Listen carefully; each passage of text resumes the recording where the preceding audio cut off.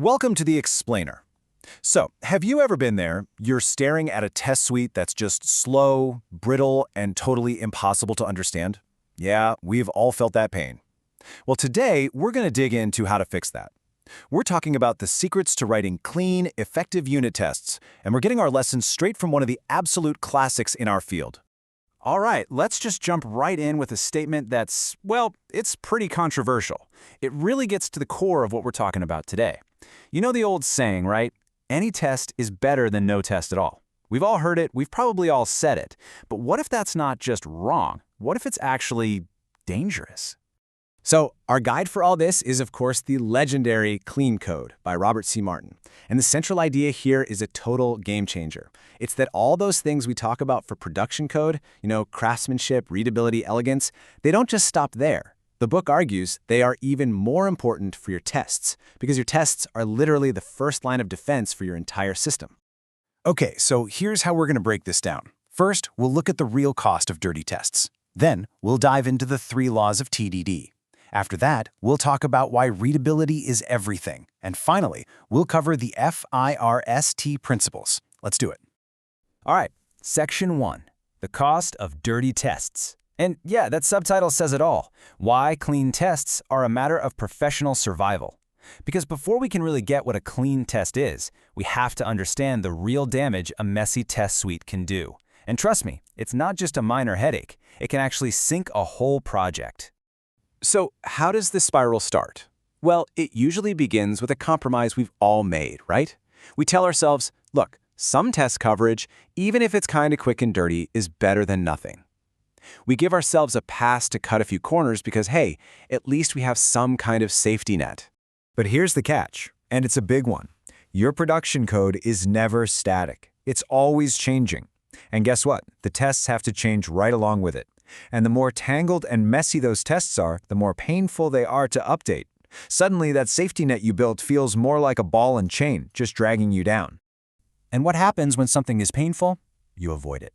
Developers just stop running the tests. And this kicks off a really vicious cycle. Because when you can't trust your tests, this deep-seated fear starts to creep in. A fear of changing anything in the production code. You stop refactoring, you stop improving, because you're terrified that one little change might break something and you'd never even know. And this is where it all ends. It's kind of tragic, really. That test suite that was supposed to give everyone confidence, it gets abandoned. And without it, you have no way of knowing if a change you make over here just completely wrecks something over there. The production code just starts to rot from the inside out. All that time and money you spent on testing, gone. So let's really let this sink in. The big takeaway here is that clean tests are not just about catching bugs. That's only part of the story. They are the bedrock of agility. They're what gives you the courage to make changes because they eliminate that fear. They're what lets you keep your code flexible, maintainable, and reusable. Honestly, they're the difference between a project that can grow and evolve and one that just collapses under its own weight. Okay, so if messy tests are the disease, then what's the cure? Well, the answer starts with a core discipline called test-driven development, or TDD. It's all about 3 simple but super powerful laws that will totally change the way you approach writing code. So these 3 laws, they lock you into this really fast cycle.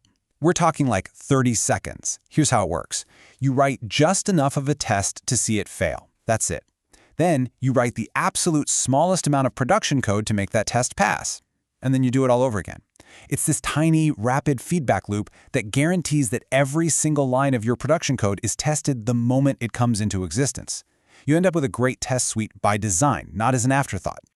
All right, next up, readability is everything. See, following the laws of TDD, that's the discipline. But making your tests truly clean, that's an art.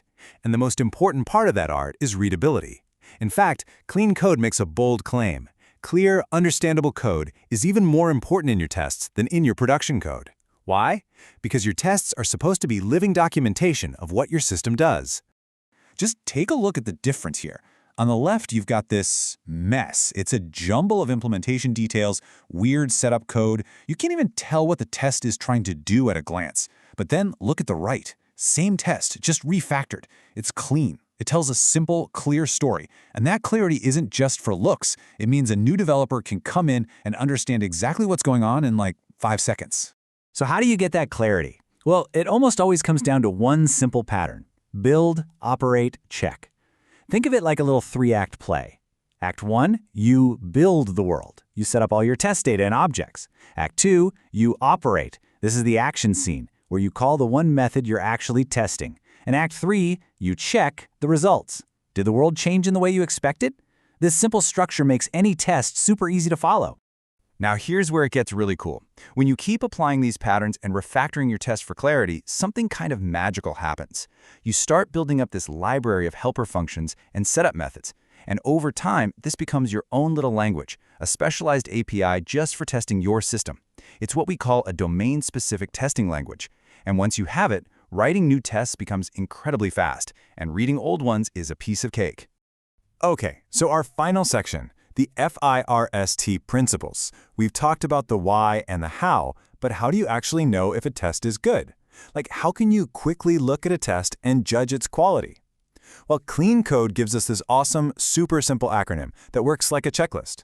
You just have to ask yourself, are my tests FIRST? Are they fast? Because if they're slow, you won't run them. Simple as that. Are they independent? One test shouldn't depend on another. A failure in one shouldn't cause 100 others to fail. Are they repeatable? Can you run them anywhere, on your machine, on the build server, anywhere, and get the same result? Are they self-validating? The test should just tell you pass or fail. You shouldn't have to read a log file to figure it out. And finally, are they timely? Meaning, were they written just before the production code that made them pass? If you can check all 5 of those boxes, you're in great shape. When you boil it all down, the entire philosophy of clean code for both production code and tests comes down to this one simple rule. It's the Boy Scout rule. Leave the campground cleaner than you found it. It's not about writing perfect code from day one. It's about having the professional pride to make a small improvement every single time you touch the code. So, let's wrap this up with a question for you. What's one small thing you can do today to leave your test suite a little cleaner? You don't need to ask for permission to do a huge refactor. I'm talking about something tiny. Rename one confusing test method. Extract one line of setup code into a helper function.